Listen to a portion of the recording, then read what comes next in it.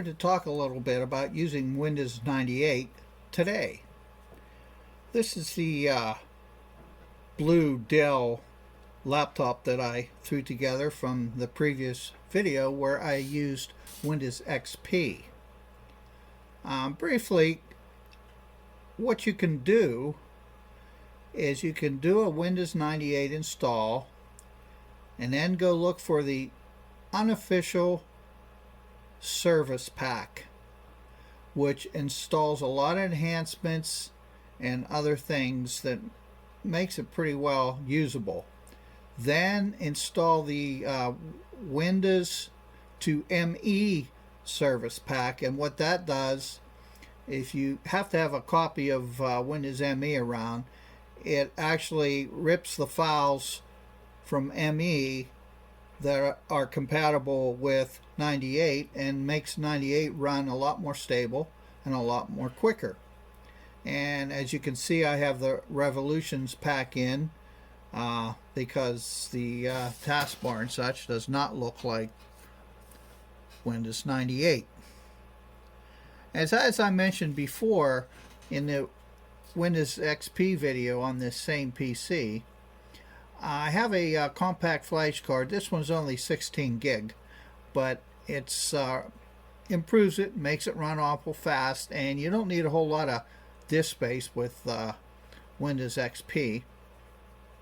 And actually, you can install this. And the issue with this computer was the audio in DOS. Now, you may remember I said, well, you take an old DOS computer, run it in Windows, play your old DOS games and such, but you have to have everything compatible. And a lot of people don't want to have one of those huge old boxes laying around, so you can use an old laptop. And this particular laptop, the sound card that's in it, the ESS, there are no DOS drivers for it, so you would not get any sound even running things right from the DOS prompt. So how do you do that? Again, DOSBox. Now, if you install DOSBox in Windows 98 after installing all the enhancements, you're going to get an error. And that error has to do with the DirectX, I do believe, and it will immediately say exit to error. I can't initialize SDL direct to input, device not registered. Very simple fix.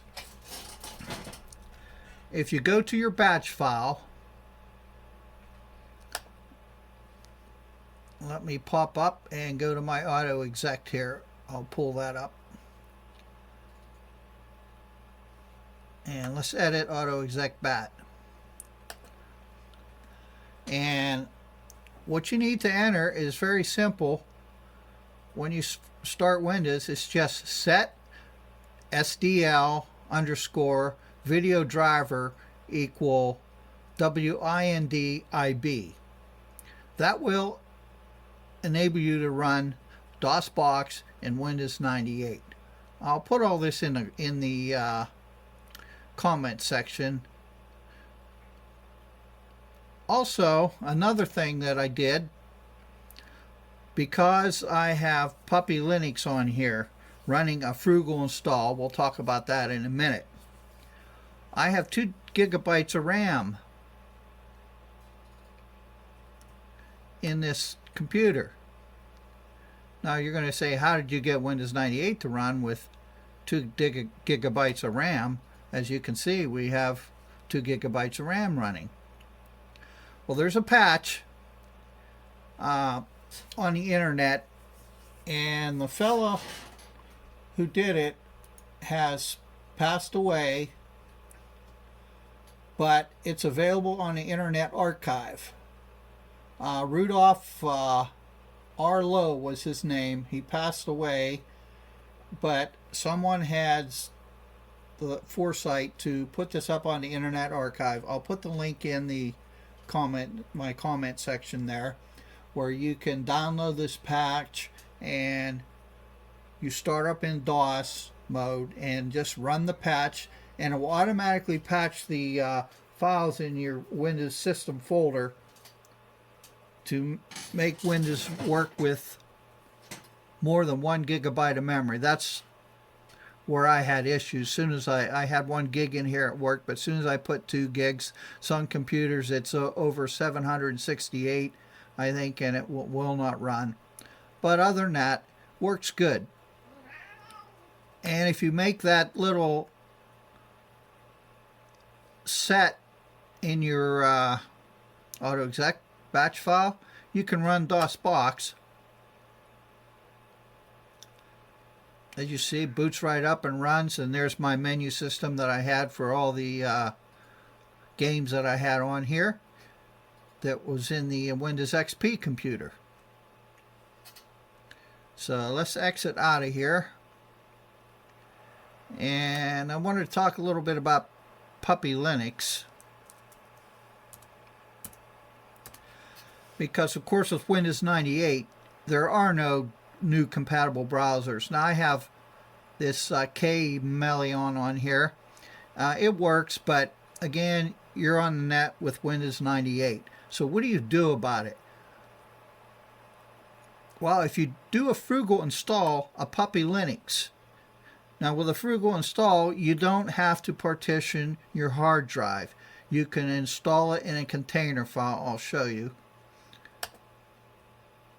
Right to your hard drive here. And here is the container file right here that it's in. And everything is saved in this container file. Now, you can only have a maximum of 4 gigabyte size with this container file this way, but 4 gigabyte is plenty to do what you need to do in Linux. It gives you some space to add some more apps and programs, whatever you want, make changes, and you can run Firefox, whatever you want. You can also download files. You can also copy them over to your Windows folders out of that container. I'll show you that in a minute.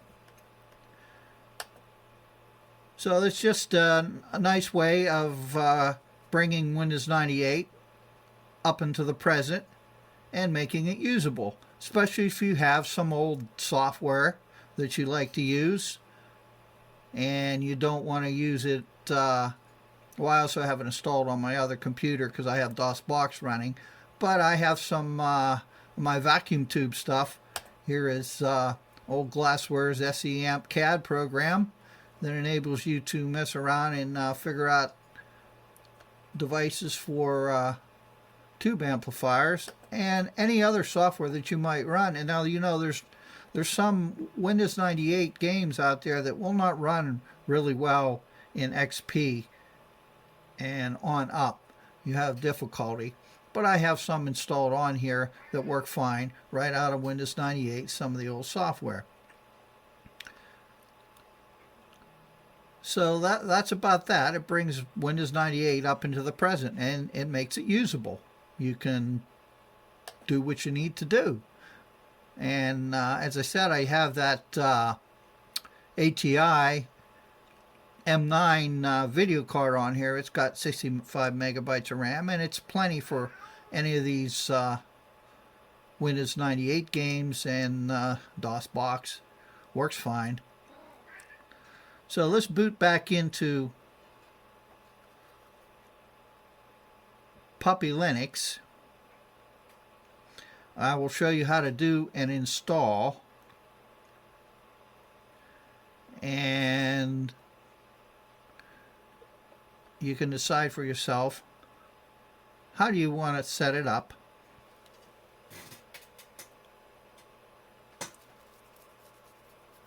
So for a minute we're going to boot back in, boot up Puppy, do the install, and then we're going to come back to Windows and boot back into it again.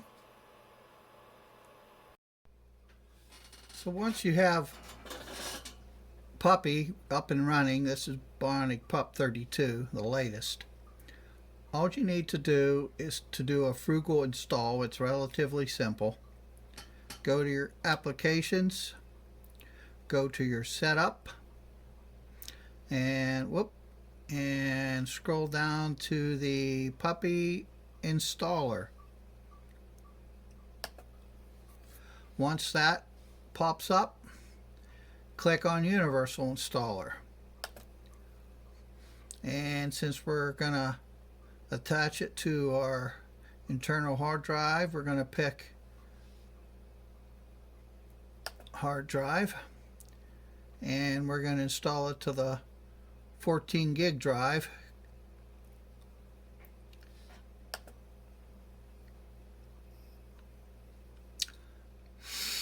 Now the next thing you need to do a Frugal install is check this checkbox here. It says check this box to enable the button to install your to install to your Windows partition, which is we want to do.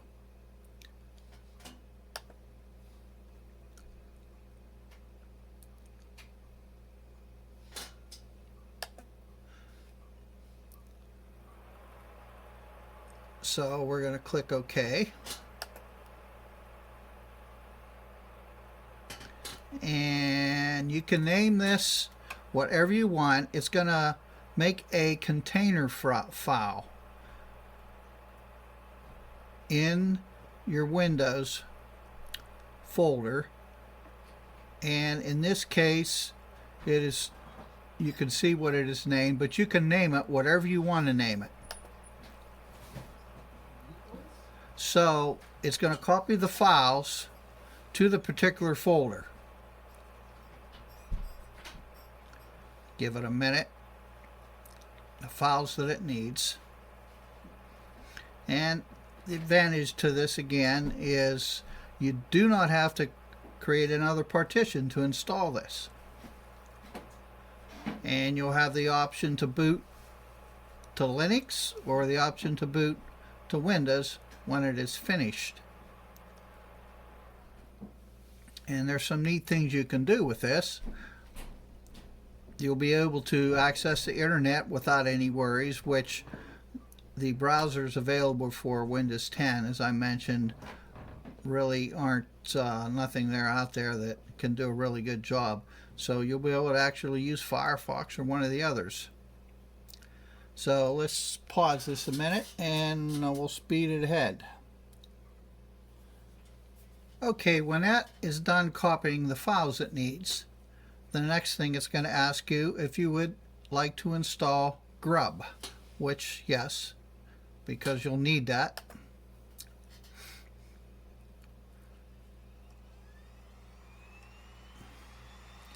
And it'll take a minute.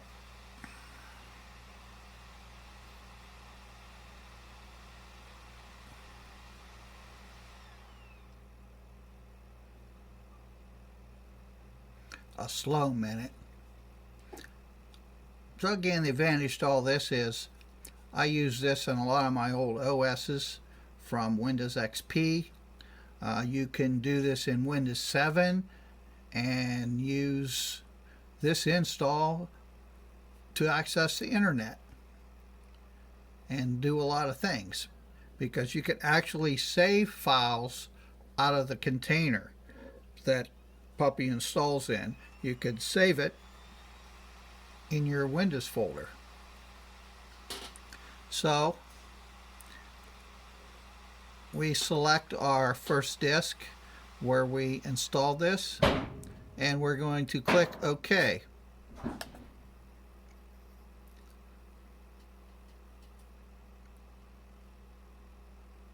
And the first entry shown is regardless. It's Windows, whether anything is installed, or we're just going to keep that there. We're not going to change that. We're not going to change the options at this point. We're going to hit OK. And we're going to click OK again to install in the master boot record. And there we go. We're not going to have to edit anything at this point. So the next thing we need to do is we're just going to reboot. Okay, all done. close this window and let's reboot the computer. We're going to pop out our CD, which I used to boot this with. I had to use the plop again, the plop boot manager, because this computer does not support any USB boot up. So let's go to reboot. We're not going to save this session, but we will do that once we reboot.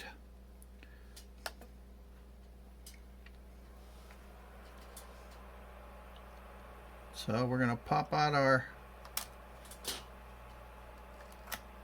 unplug our USB, pop out our disk, and we're going to boot up. And you'll see the options. Now we're going to boot into Puppy.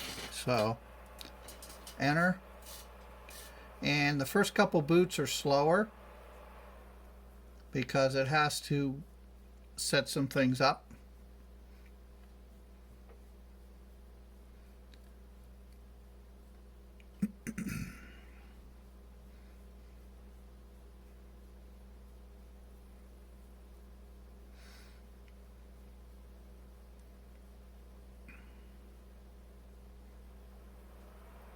Usually boots up a little faster the second time.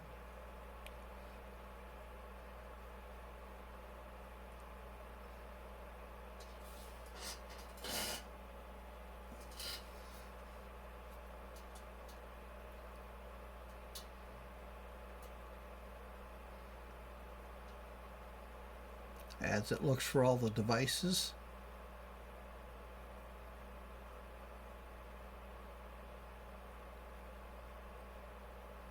And we're almost at the first boot.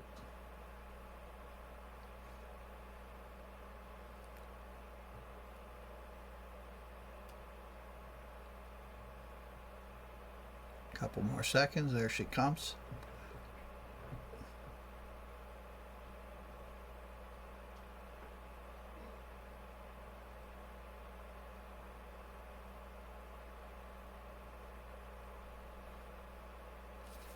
Okay, the first setup screen, the only thing we're going to change here is we're going to change our time zone, which we need to go down here.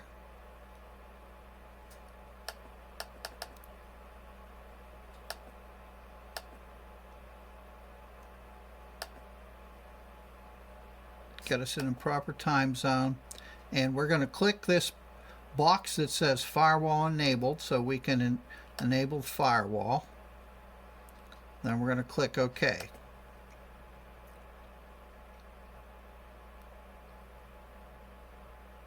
So the default firewall settings usually work pretty good. Click apply, and as it sets up the firewall there, the upper left of the screen, you can see. And there we go. That was the first run. Now we're going to set up the internet connection for Puppy. Click on the green button there. And since I don't have a wireless card in here at this point yet, we're going to select wired LAN. And the simple network setup works pretty good. And here is the 3COM driver that needs to be put in, the interface. Click on that interface, and it goes through trying to connect, and successful connect. Click OK and set it as default. OK, and there you go. Let's close this.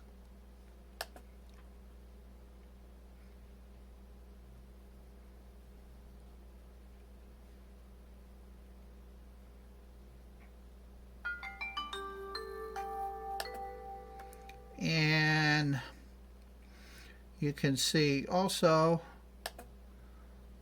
we have internet. Let's go with the Lite browser, which is based on Firefox, Mozilla.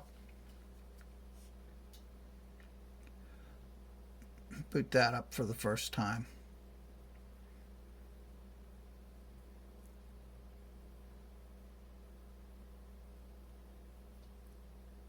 Well, maybe there it comes. Set it as our default browser. And there we have a browser we can use. You can install any browser in here that's available.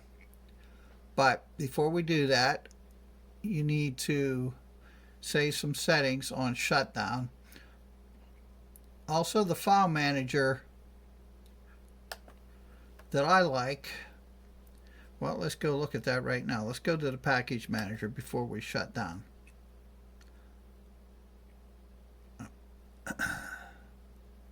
Whoop. Puppy. Whoop. Getting the right thing here. Package manager. First run.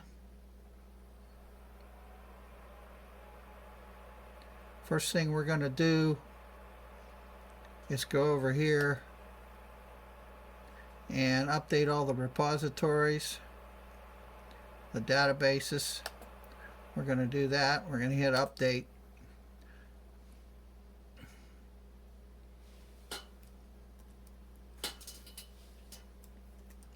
Have to hit the enter button a couple times here.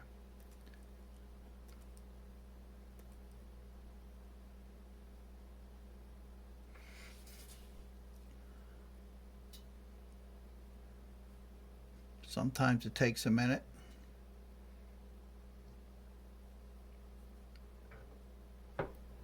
For some reason, it's having a hard time connect to the Ubuntu repository. That's interesting.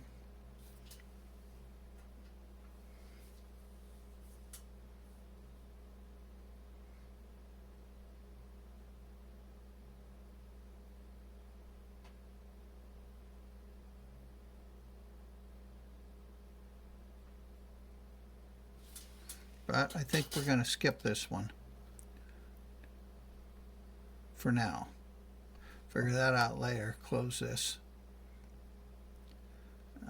Okay.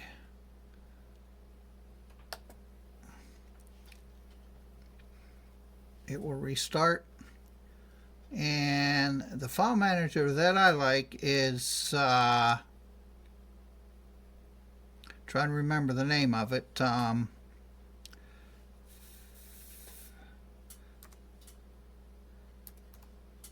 I think it's PC Man. Let's see what comes up. There it is. This file manager I like over the one default that is installed in here. So we're going to install that, then we're going to exit.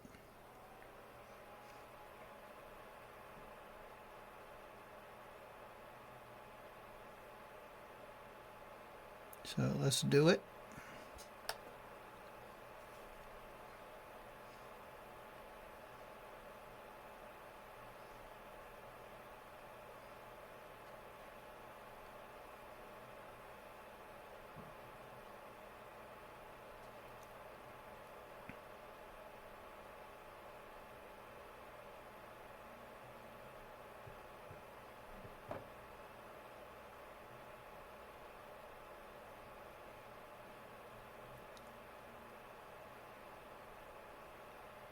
Well, I hope that's not the repository that we can. Oh, there it goes.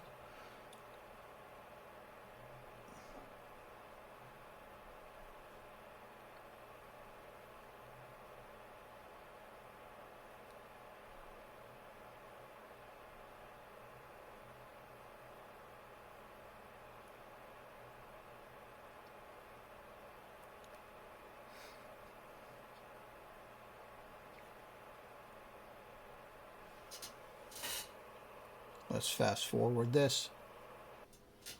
Okay, we're installed.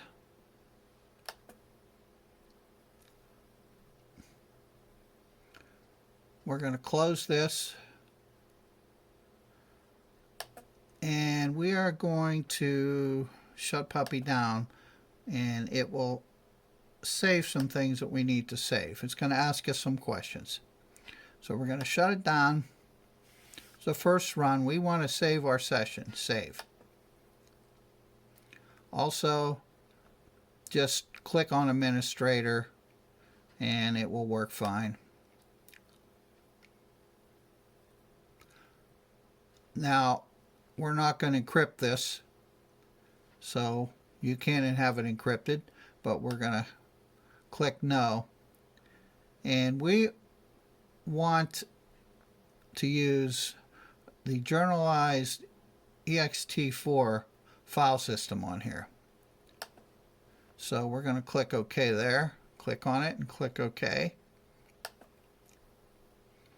And actually we are going to run this out because we may want to download some files or who knows what. So the maximum file space at this point is 4 gigabytes.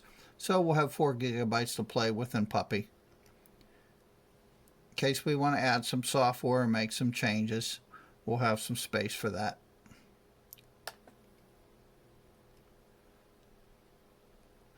And if you want to customize it, you can, but we're not going to worry about it. It'll just be the basic. Don't have to put anything in there. Yes, save. Final sanity check.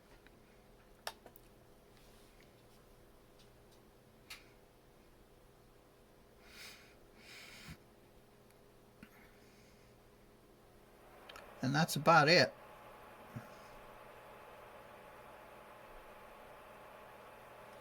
Once you have these settings saved, it creates that container file that I showed you earlier. And you have a working copy of Puppy to do what you wish besides Windows 98. Any internet access, you can do it from Puppy. You can save the files outside of the container. Anything you want to download. So it's quite handy.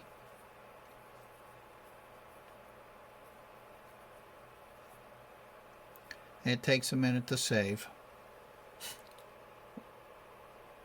So the next question is swap file. Well, we'll create a swap file. Create a 64 megabyte swap file.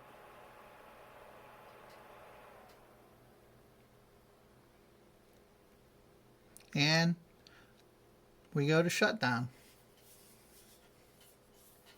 Simple as that.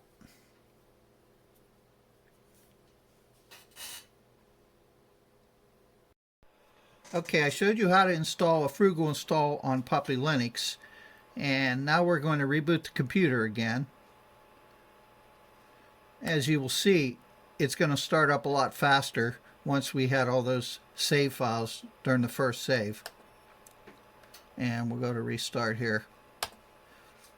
And Grub is going to launch, and then Puppy's going to boot up.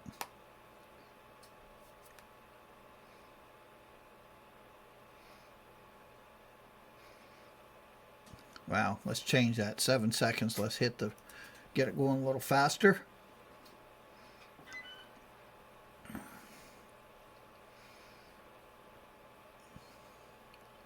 But you'll notice the copying the files up to RAM and everything is much faster the second time once you do the save and once you have a swap file set up.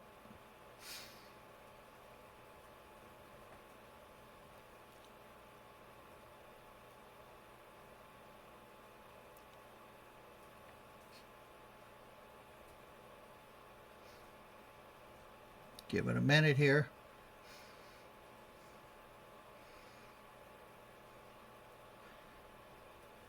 So you still can use old hardware. As I mentioned in a previous video, this computer itself has a 1.8 gigahertz mobile Pentium 4 in it. Now, as far as running DOSBox in the Windows, I can't say how fast a CPU you might need to do that. Slower CPU might not work fine.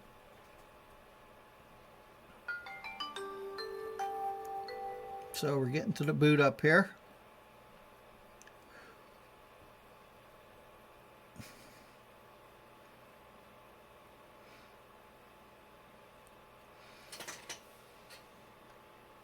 So as I mentioned before, you can go on the internet, and my favorite file manager is,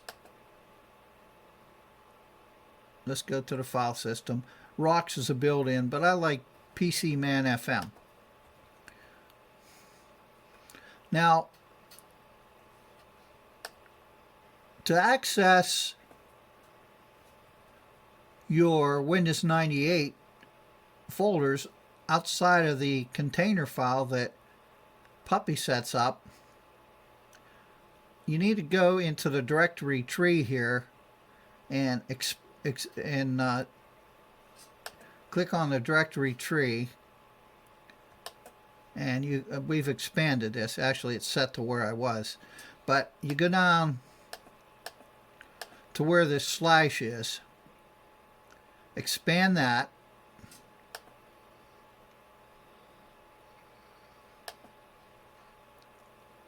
open up your mount folder,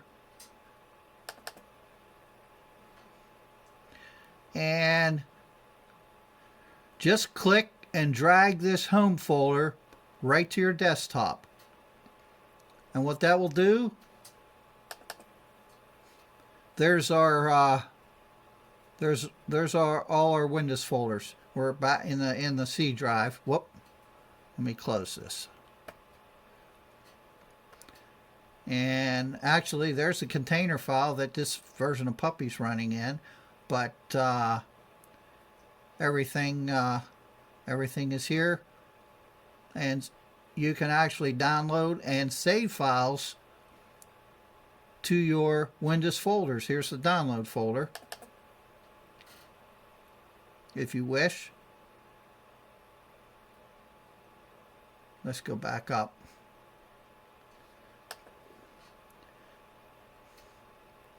Now the only thing,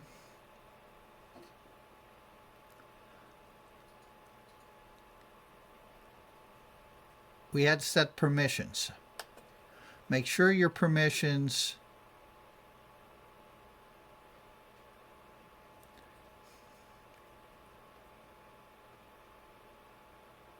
are set so you can save, give owner read write access. So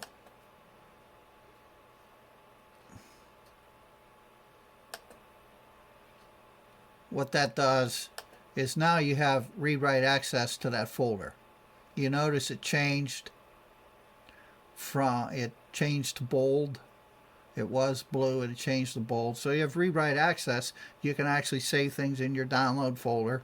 Any of these folders you can do the same thing. Just got to give it read-write access so that you can save from Puppy into that folder. Other than that, this has all just been a nice way to be able to use Windows 98,